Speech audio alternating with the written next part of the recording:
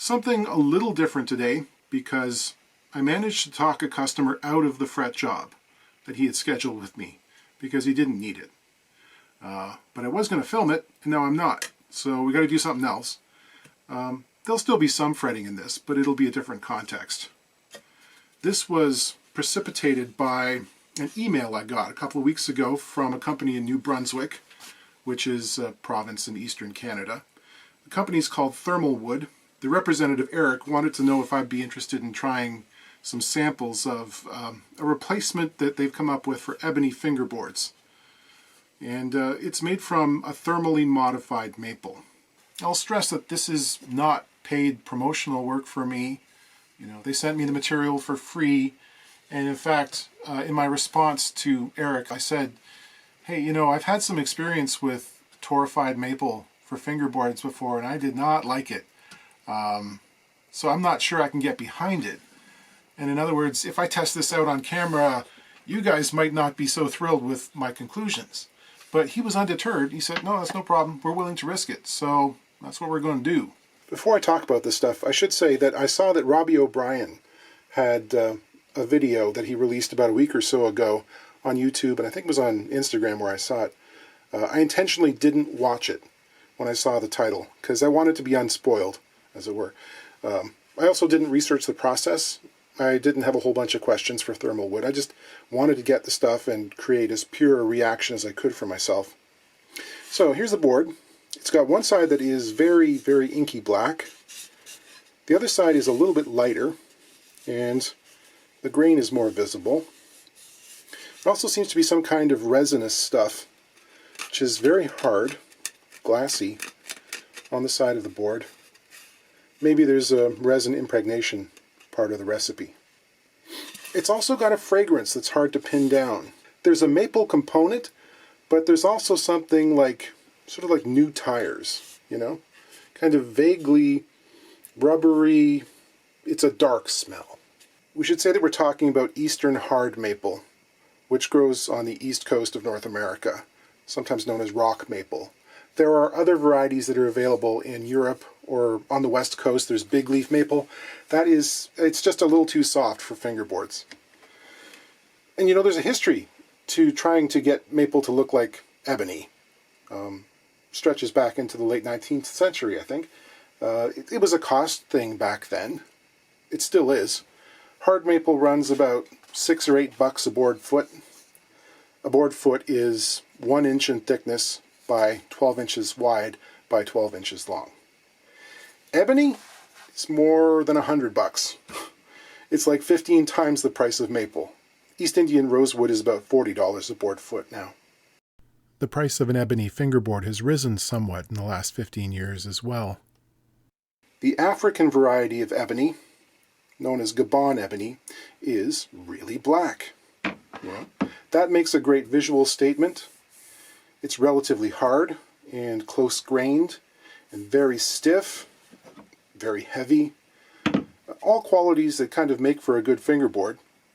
But there are other varieties as well from Southeast Asia, like Mun ebony or Macassar ebony. These have streaks of brown in it. In some cases, Vietnamese ebony, for instance, is more tan than black. It's almost like a cream color with black stripes. Very beautiful. All have similar properties. The thing is, the high-quality Gabon ebony, it's the one that everyone wants, was rare to begin with, and it's been prone to over-harvesting. We could say exploitation, even plundering. It's a West African product in high demand. You know, you can imagine the scenarios. And is currently on the CITES II Appendix Treaty, which means that it is threatened. There are restrictions on its trade. It's not completely banned like Brazilian rosewood, but it's getting there. So it's not going to be around for commercial use forever. And there have been synthetic substitutes developed like Rocklight or Richlight, which have been used on various Martin models. They function fine. They wear a little differently. They tend to actually look kind of grayish in tone in a funny way. Like they never really polish up in the same way that wood does. It's a fiber-based product. Connoisseurs, the people who will pay $12,000 for a handmade guitar, find those synthetic materials are missing some of the subtle hints of citrus, smoky leather, or dark chocolate when they swirl the wood around on their tongue while slurping in the air, so it's not for them. They insist on real ebony. Maple's a hardwood. Not that hard though, not in comparison to ebony. There's a wood hardness scale called the Janka test, where maple is about 1,450, ebony is 3,220. It's twice as hard. Ipe, which is another tropical hardwood, sometimes marketed here for deck material, it's known as Brazilian walnut. It's even harder. It's over 3,600 on the Janka test. That stuff is sustainably harvested, it's brown, it's inexpensive, relatively speaking. The big manufacturers aren't using it for fingerboards, and I've never understood why. I've never tried it, so I don't know. What is roasted maple? Well, just like the name suggests, it's baked. Primarily to darken the color. This is, raw, regular maple. It becomes this tan color, or it can get much darker than this. It can get to a chocolate brown. It's basically like caramelizing. Well, it is. It's undergoing the Maillard reaction, as if we were going to caramelize some onions. The process wasn't really devised specifically for the guitar industry. Torrefied maple, torrefaction, that's a process that's sort of like this, but it involves vacuum as well as heat. And it's supposed to simulate the natural crystallization that happens in wood over long periods of time. And that was originally employed to produce heating products. Basically, they were looking to make artificial coal because it burns longer and hotter. In luthiery, it's great, the #1 use for it is pre-aging softwood soundboards. So the cosmetic effects are kind of secondary. Here's a neck on a tiny little classical guitar I carved a few years ago from curly baked maple. This stuff, it smells great when you work it. It's just like hot maple syrup. It's also a bit more brittle to carve. Dimensionally, it seems reasonably stable. I first came into contact with torrefied maple as a product for making knife scales. This would have been about 15 years ago. I saw it, I liked the color. I tried it out on a mandolin fretboard. It wasn't nearly as figured as this. I noticed how chippy and brittle it felt. So I made a sample board to see what removing the frets would be like in the case of having to do a refret. And I was not impressed. It just crumbled. Like, even with the score line at the edge of the fret like I do, the barbs would just bring up these huge chunks. So I didn't go ahead with using it in an instrument. Fast forward about 10 years, someone had a torrefied maple Strat neck, and they wanted a refret because they didn't like the vintage sized wire that was in it. They wanted jumbos.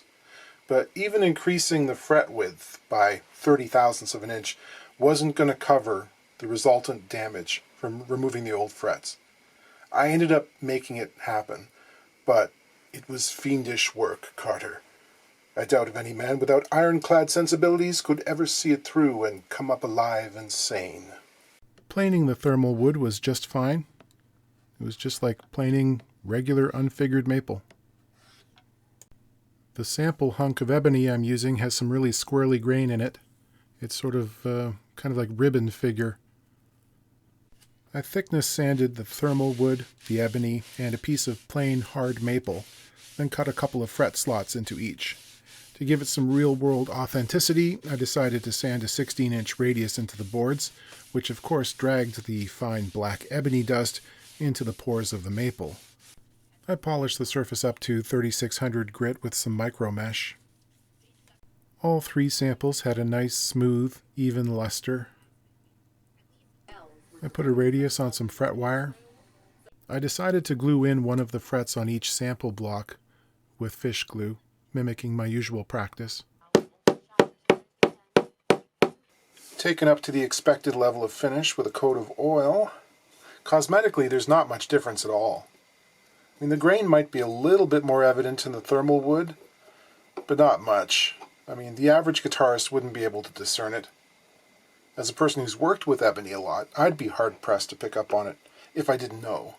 Because, there's a bunch of coarse-grained ebony out there, too. It's obviously a natural wood product. It doesn't look like the high-pressure laminate stuff. So it passes the visual test. If you hand me a guitar with this on it, it won't draw my attention in a negative way. It doesn't look like it's trying to deceive me. I let the glue cure for a day, and we'll try and pull these out. Pulling the fret from the Thermalwood started off just fine, and then I ran into some rather dramatic chipping, which started to happen in the center of the board, and this is the kind of thing that would have to be glued in immediately. It can happen in Ebony too, but this is more than I would expect. On the second fret, I decided to take it very slow and cautious, and I employed the Stumac chip stopper, which is a strip of metal that surrounds the fret. It's designed to hold the wood down as the barbs rise up through it, which helped, and the result was perfectly clean, just exactly as I would hope it would be.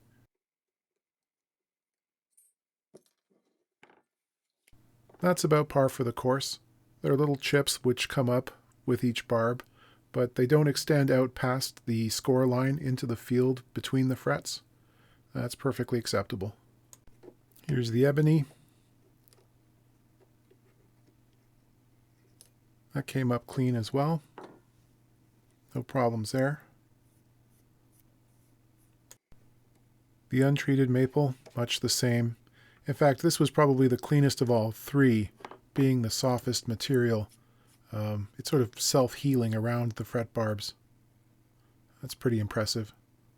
I decided to try weighing the pieces to see what the difference would be. 28 grams for the untreated maple, 34 for the Thermalwood, and no surprise, Ebony 40 grams, being heaviest.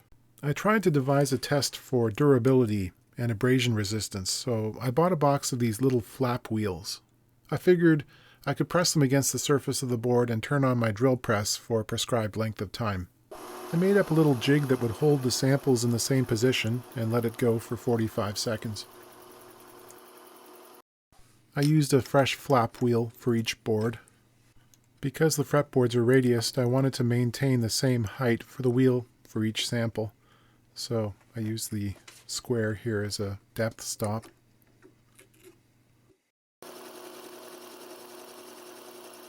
Measuring with my caliper, the Ebony won out, as might be expected, but the maple and Thermalwood were only about 10% deeper, so yeah, not bad. Okay, conclusions. I think it's a good product. It looks good, behaves well, cuts and planes just fine. It might be a little more brittle than Ebony when removing frets, but it's not unmanageable. And it performed much better than other torrefied maples I've worked with. So yeah, going forward, I think it's a viable alternative and probably the responsible choice. We focus on the environmental sort of costs associated with depleting a natural resource, but there is a very real economic necessity in the places where this stuff is harvested. Well, I mean the Ebony. Well, also New Brunswick, where this is harvested as well. There are people who are literally feeding their family and cutting it down because it's the most profitable thing that they can do at that moment. In the best case scenario, I think there'd be some kind of sustainable forestry model employed, using a local workforce overseeing these timbers as kind of a long-term multi-generational investment for their community. That just doesn't happen very often. We keep managing to turn renewable resources into finite ones. So products like this are necessary. And I like this stuff. I will use it. Yeah. When my little supply of Ebony goes away, then, this is the next thing on the ticket.